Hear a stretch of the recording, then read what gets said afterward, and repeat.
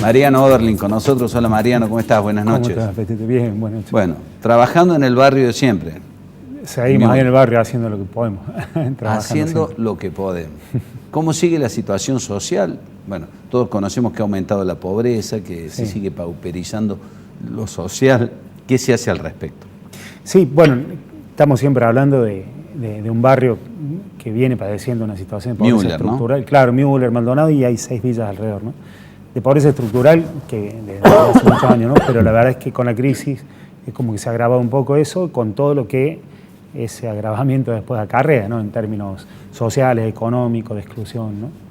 Esa es un poco la situación hoy por hoy. Tratando de contener, ¿no? Es difícil generar expectativas en una situación así, ¿no? La verdad es que sí, pero por ahí, bueno, particularmente con los chicos con los que estamos trabajando, se han ido generando algunas cosas, estamos trabajando en la construcción de casas con botellas de plástico y nos han ido pidiendo casas, así, bueno, los chicos están trabajando contentos, eso va generando un ingreso y fundamentalmente el esfuerzo más grande es tratar de ayudarlos a recomponer su vida en torno al trabajo, ¿no? Quizá lo económico es una dificultad, pero a veces la exclusión supone un montón de otros... El hábito del trabajo también, ¿no? Claro, pero que además se van, es como digamos, un círculo vicioso diría, pero entendido como que, a ver, por ahí uno dice, pero yo le ofrecí trabajo y no quiere. A veces no es que no quiere, a veces que hay un montón de limitaciones que se han ido generando a lo largo de los años y que hacen que cueste arrancar, ¿no? Cuando se le da alguna posibilidad y se lo acompaña en ese camino, es como que van surgiendo cosas. Mariano, la batalla contra la droga,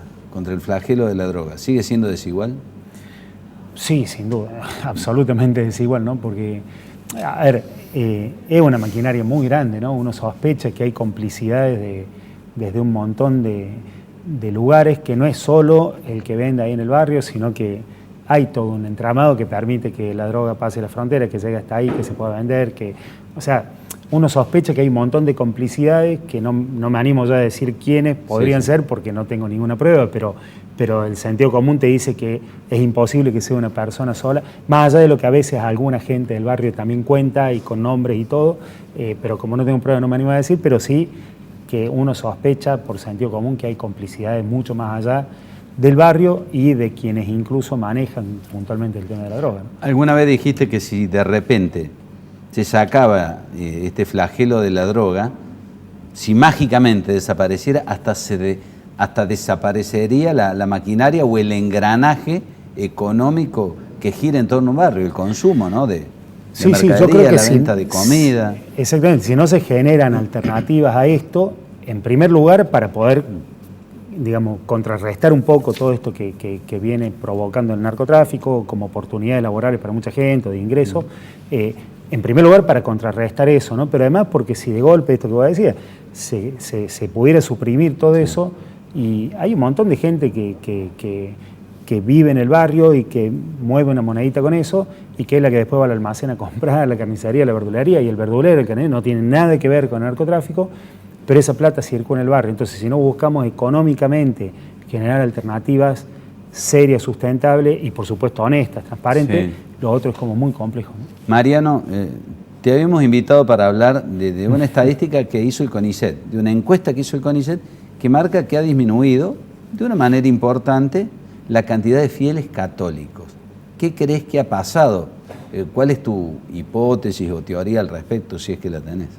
Sí, en realidad no tengo así una teoría muy armada, pero sí sospecho que son múltiples causas. Entre las múltiples causas, una como autocrítica quizás es que los mismos referentes de la iglesia, los curas particularmente, quizás no somos un testimonio vivo del evangelio para mucha gente, entonces capaz que hay mucha gente que busca ese testimonio por otro lado, porque por otro lado ha disminuido un poco la gente que participa en la iglesia católica y ha aumentado un poco la que participa en iglesias evangélicas.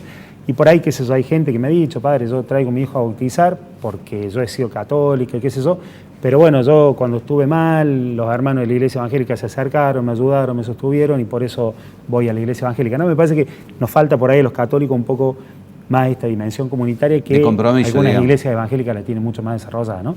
Después hay otras cuestiones que uno puede criticar también de las iglesias evangélicas, pero tienen un componente social y comunitario muy fuerte que yo creo que mucha gente ha podido sentirse contenida ahí. ¿Qué habrá pasado, Mariano, o cómo habrá influido en la gente la difusión tan fuerte de casos de curas pedófilos o de curas abusadores. Bueno, yo creo que entre las múltiples causas, esa por supuesto que también puede ser que afecte, porque bueno, que es un tema realmente complejo y porque lamentablemente durante algún tiempo, muchos años, también se tapó eso, ¿no? Se cubrió, tapó. Entonces no es solo el cura pedófilo, sino también es la imagen de una iglesia que encubre esas situaciones, la que hace que alguna gente también se vaya escandalizando. O la iglesia o el Vaticano como aguantadero, como hemos hablado con vos, ¿no? Ahora bien, el otro tema muy interesante para considerar en un país que tiene una grieta muy importante, ¿no?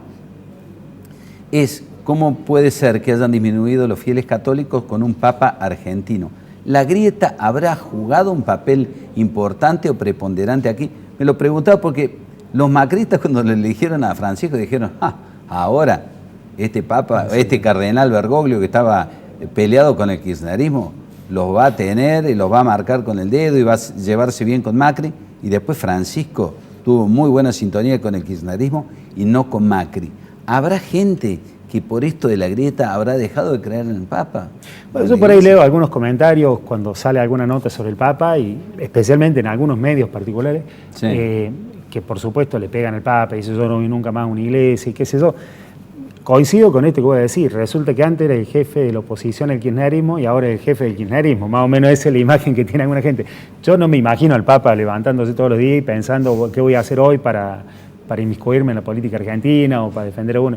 Me parece que él siempre, y creo que es lo que a muchos le enojaba, incluso cuando él estaba en Argentina antes de ser Papa, y me refiero particularmente al sector del kirchnerismo, él siempre tuvo una mirada crítica sobre muchas cuestiones, ¿no?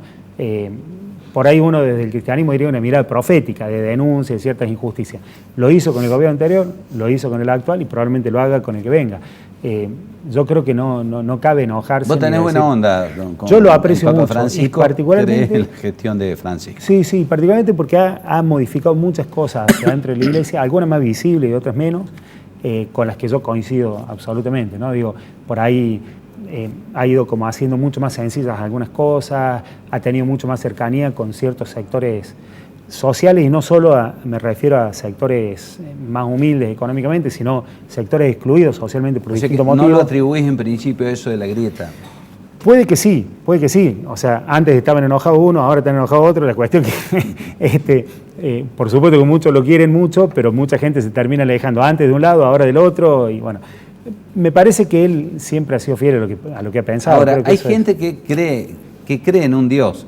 No estoy en condiciones de dar una discusión teológica y admito mis limitaciones desde ya aquí, ¿no? Pero hay gente que cree en Dios, pero descree de los intermediarios, sean pastores o sean curas, ¿no? Ese también es un fenómeno de estas épocas, ¿no?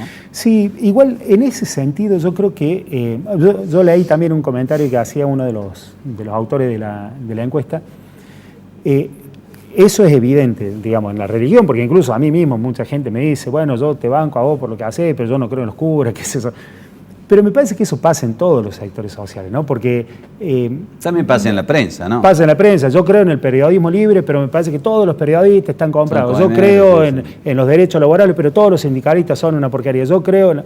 Me parece que estamos en una época medio platónica, digamos, donde uno en las redes puede decir todos los ideales que quiera, pero después a la hora de vivirlo es difícil. Entonces, si uno no se involucra... A mí hay gente que me va a criticar por lo que hacemos en el barrio, y yo le digo, vení 2 días a laburar al barrio, y después yo te acepto todas las críticas.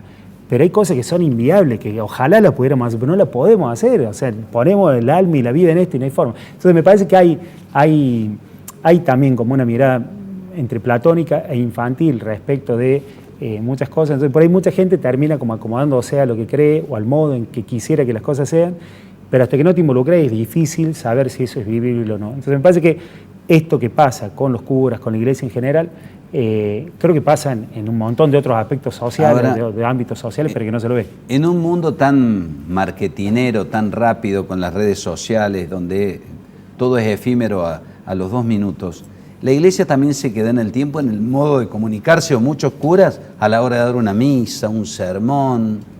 Yo creo absolutamente que sí. Yo particularmente soy bastante retrógrado para celebrar la misa, soy muy corto de genio para eso, digamos. Pero es porque en realidad ando todo el día corriendo y la misa para mí es lugar de reposo, entonces por ahí es como que no me pongo mucho a pensar qué vamos a hacer de nuevo en la misa, sino que la verdad que lo vivo como un descanso para mí también. Pero sí nos hemos quedado. De hecho, yo soy de barrio comercial y hay una iglesia muy grande, evangélica, que surgió en aquella época cuando yo era chico, ahí en Villa del Libertador, cerquita. Y me acuerdo que tenía amigos míos que andaban echando mocos, qué es eso.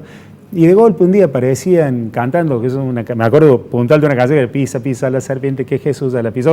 Una canción con ritmo de cuarteto, y los chicos felices con eso. Y en la iglesia hasta el día de hoy todavía no tenemos así canciones bien inculturadas, particularmente por ahí para los sectores más humildes, donde las iglesias evangélicas sí han tenido muchos pies. Entonces sí creo que nos falta bastante en términos de ayornarnos en un montón de cosas. Hay cosas que nosotros desde una teología que nos ha formateado la cabeza decimos hay cosas que son perennes, pero hay un montón de otras cosas que son perecederas y que se pueden ir cambiando. Ahora, la fe no se ha perdido, ¿no? No, y yo creo que nunca se va a perder. Puede ser en el Dios en quien creemos los cristianos, evangélicos o católicos, puede ser en otra imagen de Dios, pero todos necesitamos creer en algo, ¿no? Aunque sea en una causa atea, pero todos en algo necesitamos creer, ¿no? Gracias, Mariano, por haber venido. Un gustazo como siempre.